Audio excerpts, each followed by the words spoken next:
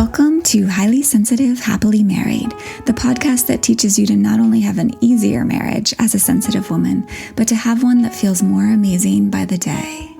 Where you'll hear relatable stories, love advice that works, and coaching on how to have a marriage where feeling upset and disconnected is a thing of the past, and where instead a sense of loving connection and even fun and lightness is the norm.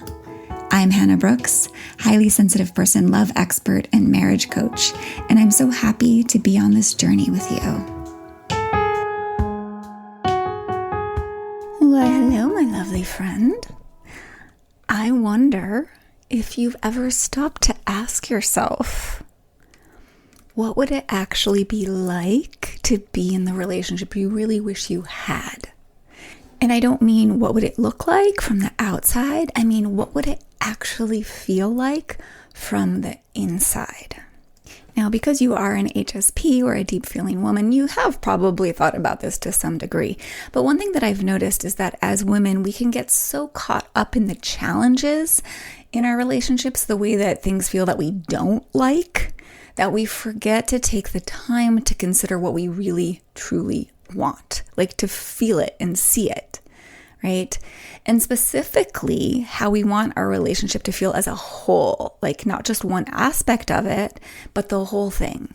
And this is important because how we feel in our relationship is really what makes or breaks it for us as HSPs, because feelings have so much weight and sway and power in our lives as an HSP.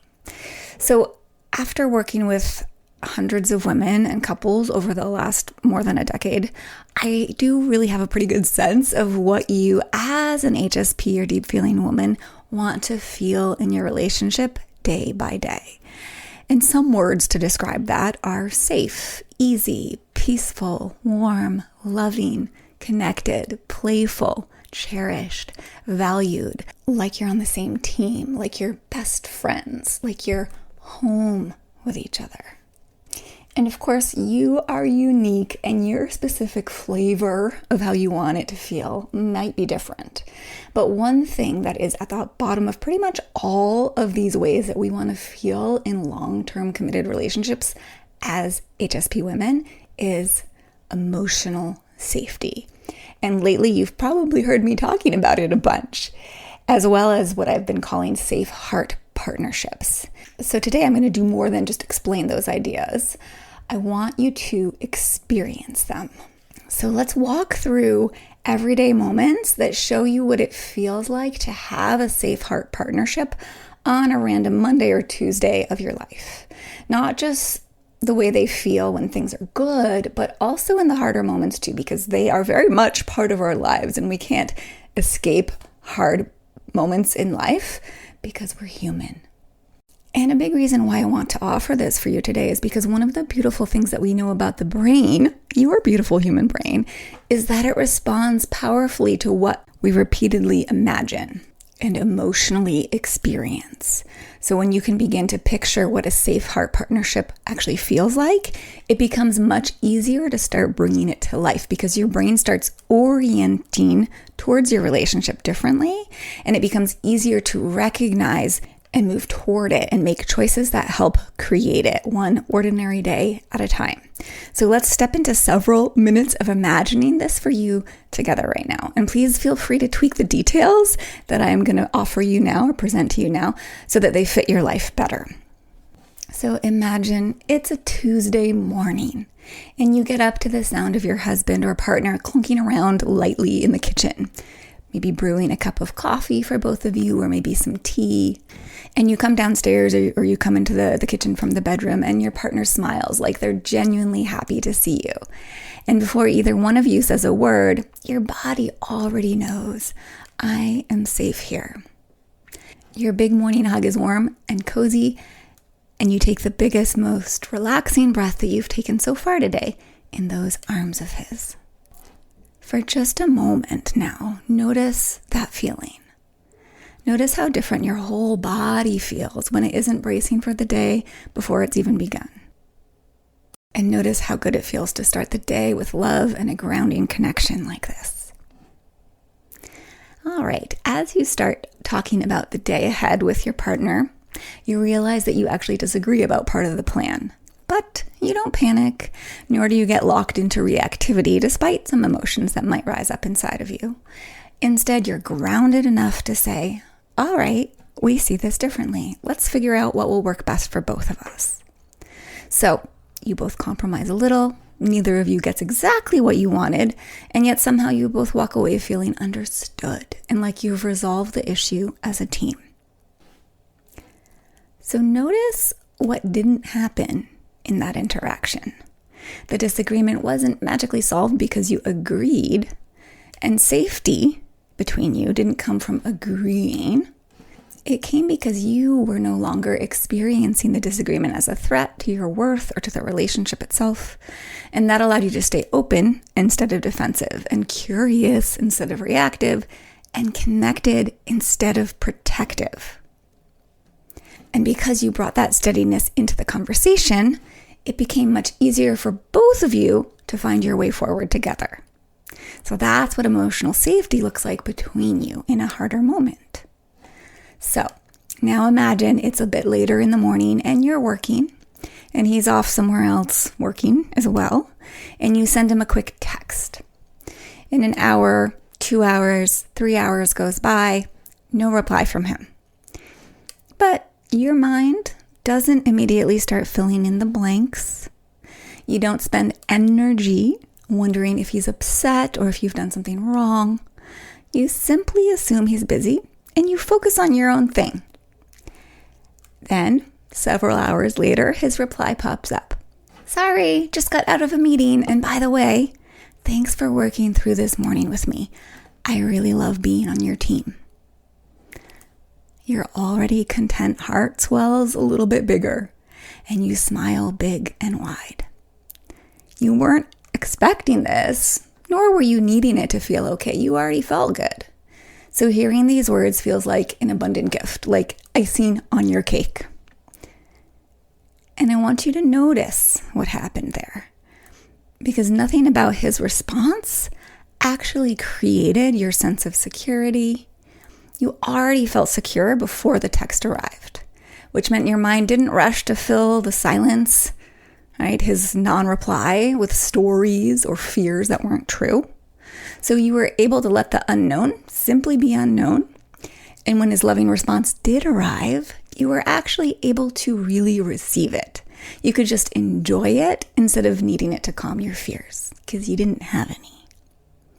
So then that afternoon, it actually does start to turn into a harder day. Say there's a lot coming at you at once at work, and you're tired and a little emotional. So you do what you know to do to stay steady, and what you have time for to stay steady, but you still are a little off when you get home from work. And when your partner walks in the door, he notices that you're a little bit off, and he asks if you're okay. And you don't pretend that everything's fine. You don't feel like you have to. And somehow just being able to be honest to his listening ear makes the weight of your afternoon feel lighter.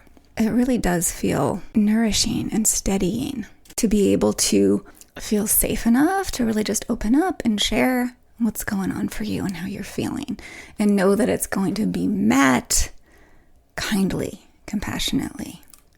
So imagine that for yourself for a moment. How good that feels to know you're safe to share from your heart. Now let's move on to after dinner. Imagine that something small happens between you. Maybe he forgets something that he'd said he'd do, and it does sting for a moment. But instead of your mind immediately deciding, see, I'm not that important to him, or oh, he doesn't care, or even he always does this, you take a slow breath in and reconnect with that steady place inside of yourself. And so you're able to stay curious. And from that place of curiosity, you mention it. You point out what happened. You say a few words about it. And he apologizes. And together you repair it. And the mistake doesn't become the story of your relationship. It doesn't ruin the evening. You feel close again and proud that you've learned to love each other well in these very human moments. And the evening just keeps moving. So I want you to notice what's different in these harder moments that I've just walked you through. You're no longer alone in them. You don't have to carry your hard day all by yourself. You don't have to carry your hurt by yourself. You don't have to silently make sense of everything in your own head and keep kind of going over and over it again, because you let your relationship become a place where life gets shared and resolved instead of hidden and festering. That's one of the subtle but big gifts of emotional safety. So now you're getting ready for bed, and you're not wondering where you and your partner stand or replaying the day looking for where things went wrong. And you're not holding things against him or bracing yourself for tomorrow. Instead, you crawl into bed beside your best friend. You take a moment to kiss and snuggle goodnight, and your nervous system quietly exhales. And before you drift off to sleep, you realize there isn't anything left to solve today or to replay.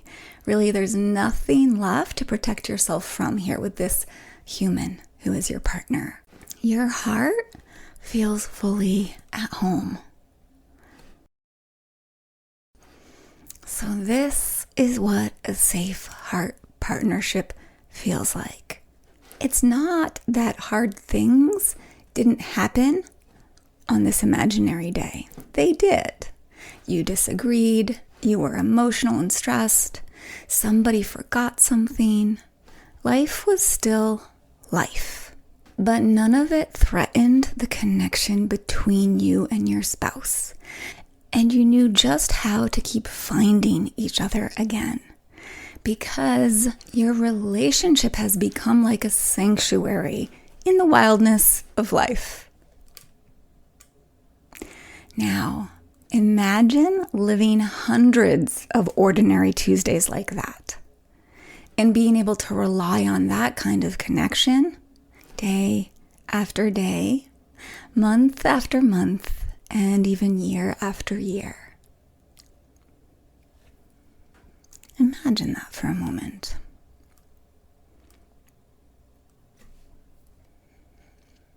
So maybe now you understand why you've been hearing me talk so much lately about emotional safety and about building a safe heart partnership.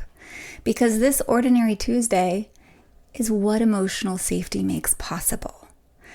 It isn't the goal because it's a nice psychological concept that sounds fancy, emotional safety, right?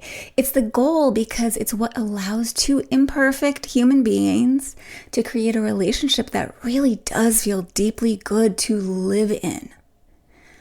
When you cultivate emotional security within yourself, and then you learn how to bring that steadiness of that into your relationship, emotional safety begins to grow between you. And from there, trust really grows and friendship really deepens and repair becomes so much easier and playfulness expands and attraction grows and joy comes so much more often. In other words, this ordinary Tuesday begins growing into an extraordinary marriage. And that is why I created Sanctuary 1-to-1. Because this is what we do there. Together, you and I, we cultivate the emotional security inside of you so you can become someone who naturally creates emotional safety in your relationship. And then together, you and your partner begin building the kind of relationship you've heard about today. And this has nothing to do with life no longer being hard. This happens because your love becomes sturdy enough to hold hard moments in life. Because I believe every highly sensitive woman deserves a relationship that feels like home, like a sanctuary in the wildness of this life, where ordinary, challenging life feels safe and supported and deeply connected and genuinely nourishing. Because in the end, it's not extraordinary days that shape a marriage. It's the way you learn to live the ordinary ones together. So, if, as you listen today, you found yourself thinking, yes, that is the kind of relationship I want, I would love to help you build it. And that's exactly what Sanctuary and the full Safe Heart Pathway is for. You can learn more about Sanctuary and begin the full pathway at the link in the show notes, or you can head to www.hspmarriagecoaching.com and click the Work With Me Privately button, the tab at the top. And just so you know, Foundations of Emotional Well-Being for HSPs is included as the first layer when you choose this path. And if this isn't the season for one-to-one support from me, you can begin with Foundations of Emotional Well-Being for HSPs few on its own as the first step on that same pathway. So head to the same place, the show notes, to learn more, or go to my website, and it's got its own tab, Foundations of Emotional Well-Being, so click there to learn more. Okay, my friends, I hope that you've enjoyed imagining into this, and I actually invite you to keep imagining into it. Like, don't just listen to this once or imagine this once. Like, do it several times and then follow that imagining and feeling into it up by making choices that help create it. As neuroscience actually confirms that that is truly the way to bring it to life. Feeling into it and then taking action based on those feelings. Making choices from those feeling states. That's how you bring this kind of relationship to life. And we both want that for you. You and me both. For your marriage to really feel this way day in and day out. And I'm here to help you make that happen. All right, my friends, be oh so well.